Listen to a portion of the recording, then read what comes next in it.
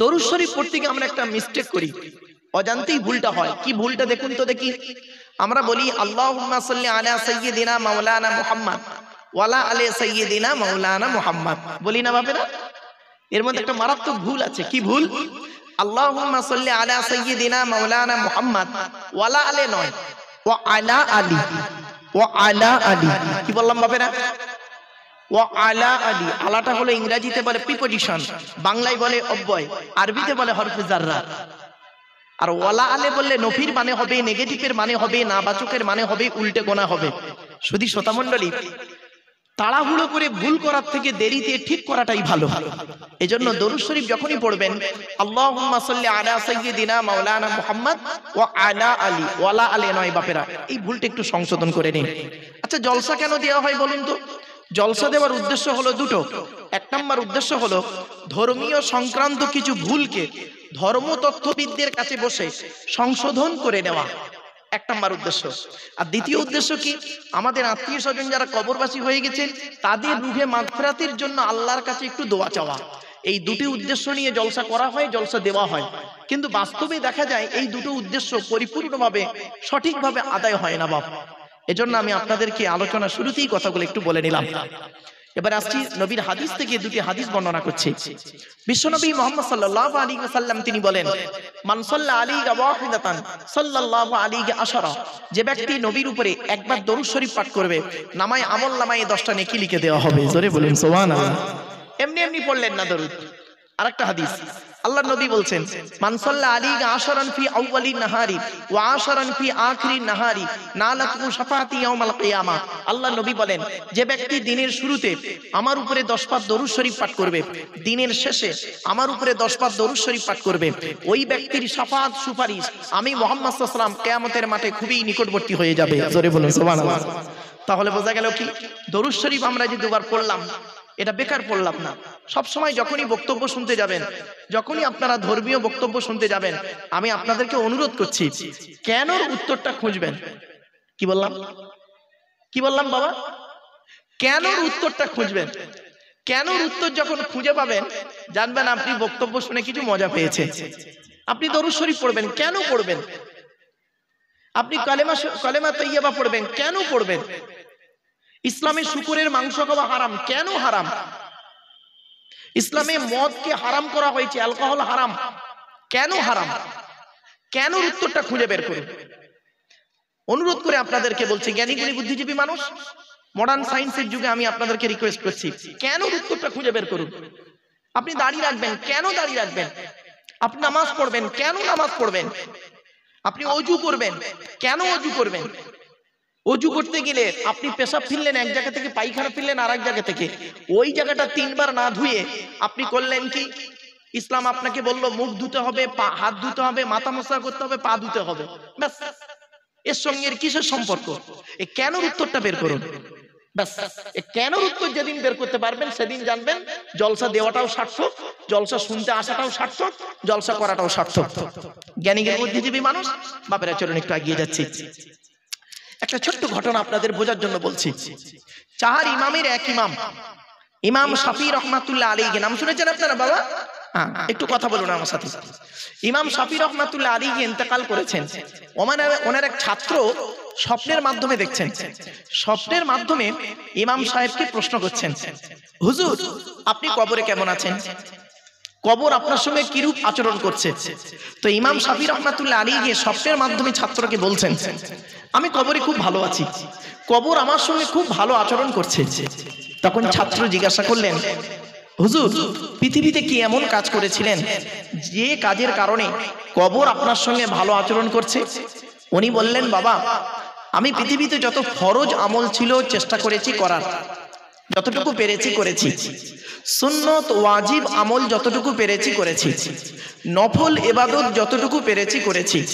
তবে একটা আমল আমি ছাড়তাম না সহজে। কি? প্রতিদিন রাতে ঘুমানোর আগে অজু অবস্থায় আমার নবীর উপরে 100 বার করে দরুদ শরীফ পাঠ করে ঘুমাতাম। জোরে বলুন সুবহানাল্লাহ। আমি আপনাদেরকে কিন্তু দরুদ শরীফ একবার পড়িয়েছিলাম, মনে রাখবেন। তার পেছনে 2-3টি একটু হাদিস এবং তার সঙ্গে একটা ঘটনাও তুলে ধরলাম। दीन मिला ईमान मिला, पढ़ने के लिए कुरान मिला, जो कुछ देने का था सब कुछ दिलवा दिया कमली वाले ने, कलेमा तैयबा ला इलाहा इल्लल्लाह बोलें बापेरा एकटू, ला इलाहा इल्लल्लाह, ला इलाहा इल्लल्लाह मुहम्मदुर रसूलुल्लाह सल्लल्लाहु अलैहि वसल्लम। এই যে কালেমায়ে তৈয়বাটা পড়েন, এই কালেমায়ে তৈয়বা পড়তে গিয়ে আমরা একটু ভুল করে ফেলি। কি তাড়াহুড়ো করতে গিয়ে আমরা কি বলি শুনবেন? লা ইলাহা ইল্লাল্লাহর জায়গায় তাড়াহুড়ো করে আমরা কি বলি? লা ইলাহা ইল্লাল্লাহ, লা ইলাহা ইল্লাল্লাহ, লা ইলাহা ইল্লাল্লাহ, লা ইলাহা ইল্লাল্লাহ, লা ইলাহা ইল্লাল্লাহ। ঠিক না বেঠিক? আমার বাপেরা শুনে নিন, লা ইলাহা ইল্লাল্লাহ মানে কি, আর লা ইলাহা ইল্লাল্লাহ মানেটা কি? লা ইলাহা ইল্লাল্লাহ মানে হচ্ছে no god without Allah and Muhammad prophet of Allah, peace be upon him. লা ইলাহা ইল্লাল্লাহ মানে হচ্ছে আল্লাহ ছাড়া কোনো মাবুদ নেই। আর আপনি তাড়াহুড়ো করে ফর্মালিটি মেনটেন করতে গিয়ে যদি বলেন লা ইলাহা ইল্লাল্লাহ, লামটা তখন তাকিদের মানে হবে, মানে দাঁড়াবে কি শুনবেন? অবশ্যই আল্লাহ ছাড়া মাবুদ আছে। নাউজুবিল্লাহ।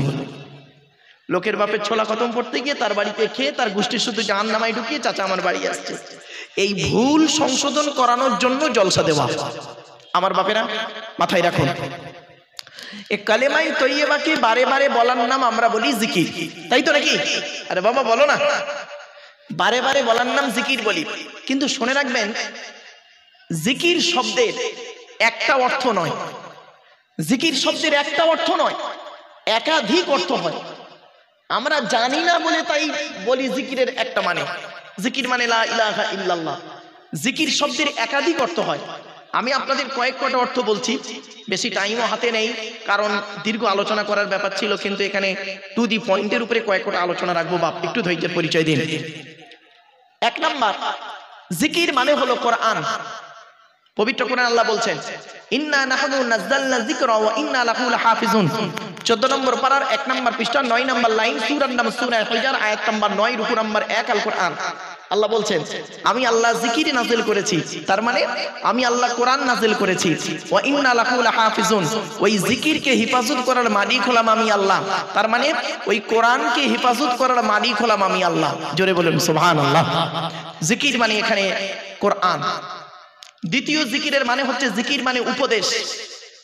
পবিত্র কোরআন আল্লাহ পাক বলছেন ফাযাক্কির বিল কুরআনি মান ইয়াখাফু ওয়াঈদ। পবিত্র কোরআন 26 নম্বর পারার 19 নম্বর পৃষ্ঠার 12 নম্বর লাইন, সূরার নাম সূরা কফ, আয়াত নম্বর 45। আল্লাহ পাক বলছেন নবী মানুষদেরকে উপদেশ দান করো। কিসের মাধ্যমে উপদেশ দেবে? বিল কুরআন, কোরআনের মাধ্যমে মানুষকে উপদেশ দেবে। যাইতাই ওয়াজ করা যাবে না গো বাপ। ওয়াজ কেমন করে করতে হবে কোরআনে আল্লাহ বলে দিয়েছে। নবীকে বলছে নবী মানুষকে উপদেশ দান করবে বিল কোরআন, কোরআনের মাধ্যমে মানুষকে উপদেশ দান করো। এখানে জিকির মানে উপদেশ। আবার দেখেন, জিকির মানে হলো স্মরণ করা বা মনে করা। আল্লাহ পাক কোরআনে বলছেন ফাজকুরুনি আযকুরুকুম ওয়াশকুরুলি ওয়ালা তাকফুরুন। 2 নম্বর পারা 2 নম্বর পৃষ্ঠার 11 নম্বর লাইন, সূরার নাম সূরা বাকারা, আয়াত নম্বর 152। আল্লাহ পাক বলছেন তোমরা আমাকে স্মরণ করো, আমি আল্লাহও তোমাদের স্মরণ করব। জোরে বলুন সুবহানাল্লাহ। 4 নাম্বার, জিকির মানে হলো নামাজ। জিকির মানে নামাজ। দলিল কোরআনে আল্লাহ বলছেন ইয়া আইয়ুহাল্লাযীনা আমানু ইযা নুদিয়া লিস-সালাতি মিন ইয়াউমিল জুমআতি ফাসআউ ইলা যিকরিল্লাহি ওয়া যারুল বাই'a যালিকুম খায়রুল লাকুম ইন কুনতুম তা'লামুন। পবিত্র কোরআন 28 নম্বর পারা 13 নম্বর পৃষ্ঠার একেবারে 6 নম্বর লাইন, সূরার নাম সূরা জুমা, আয়াত নম্বর 9, রুকু নম্বর 2, আল কোরআন। আল্লাহ পাক বলছেন হে ঈমানদার বান্দাগণ, জুমার দিনে যখন আযান দিয়ে তোমাকে আহ্বান করা হবে, ফাসআউ ইলা যিকরিল্লাহ আই ইলা সালাত, ছুটে চলে এসো আল্লাহর জিকিরের দিকে, তার মানে ছুটে চলে এসো নামাজের দিকে। এখানে জিকির মানে হলো নামাজ। এরকম অনেক অর্থ হয়। আমাদের মধ্যে ভুল কোথায় হয় জানেন? ছোট্ট একটা উদাহরণ দিচ্ছি বাপেরা, ছোট্ট একটা উদাহরণ, খারাপ ভাববেন না আমাকে। ধরুন এই জিকির শব্দের 8খানা মানে হয়, খুব কম করে। কটা বললাম বাবা? একটু কথা বলেন না। 8টা মানে হয়। এই জিকির শব্দের খুব কম করে 8টা মানে, আরো অনেক মানে আছে, 8টা মানে হয়। ধরুন এই বাবাজি জিকিরের 8টা মানে জানি, জিকিরের 8টা মানে জানেন ইনি, আর আমি জানি জিকিরের একটা মানে লা ইলাহা ইল্লাল্লাহ বলা। প্রবলেমটা মারামারিটা কোথায় হয় জানেন? ইনি 8টা মানে জানেন, আমি একটা মানে জানি। আমি করলাম কি, উনি 8টা মানে বলেছেন আর আমি একটা মানে বলছি, উনি কিছু জানে না, মূর্খ। সমস্যা তৈরি হয়ে যায় এখানে। তখন উনি কি করে জানেন, উনি মুচকে মুচকে হাসেন। শিক্ষিত লোকের হাসি এই যে কত ক্রিটিক্যাল আপনারা বুঝতে পারছেন না, জ্ঞানী গুণী বুদ্ধিজীবী মানুষ নিশ্চয়ই বুঝতে পারবেন। তাই আমি আপনাদেরকে আলোচনার শুরুতেই আপনাদেরকে আমি অনুরোধ করব, বাপেরা, এটা কিন্তু একটা জলসার পরিবেশ নয়, এটা জলসার পরিবেশ নয়, খারাপ সেন্স নেবেন না। এই জলসা কমিটির ছেলেদেরকে আমি অনুরোধ করব, ভাইয়েরা আপনাদের হাতে ধরে বলছি, অনুরোধ করছি আপনাদের কাছে, আপনারা এক কাজ করুন। যুবক ভাইদেরকে বলছি, জলসা কমিটিকে বলছি, আপনারা এই মেলাটা বন্ধ করে দিন আর গিয়ে দুটো কথা বলুন। ছেলেদেরকে বলুন, হয় তোরা প্যান্ডেলে যা, নইলে বাড়ি চলে যা। আর মেয়েদেরকে বলুন, হয় মেয়েদের বসার জায়গা ওটা নাকি, হ্যাঁ, মেয়েদেরকে গিয়ে বলুন যে হয় তোরা প্যান্ডেলে চল, নইলে বাড়ি চলে যা। এভাবে জলসা দেবেন না ভাই, আমি আপনাদের হাতে ধরে বলছি। জলসা দিলে আল্লাহর রহমত নাজিল হয়, আর জলসা দিলে আল্লাহর গজব নাজিল হয়। আমি আপনাকে রেফারেন্স সহ আমি দলিল দেব, মনে রাখবেন। জলসাটাকে এইভাবে খারাপ ব্যবহার করবেন না। তাই আমি আপনাদের কাছে করজোড়ে অনুরোধ করছি, বাপ অনুরোধ করছি, আমার আশাটা যেন বেকার না হয়, আপনাদের কষ্ট করে বসাটা যেন বেকার না হয়। সেজন্য আই রিকোয়েস্ট ফর ইউ, শোনো মাইন, এক্সকিউজ মি, আলোচনার প্রারম্ভে আপনাদেরকে আমি অনুরোধ করছি, বাবা পেছন দিক থেকে একটু আগিয়ে আগিয়ে এসে সামনের জায়গাগুলো একটু পূরণ করে দেবেন। বাবা সামনের দিকে আগিয়ে আসুন তো বাবা, আমি একটু আগিয়ে যাচ্ছি, এটা সরিয়ে দাও।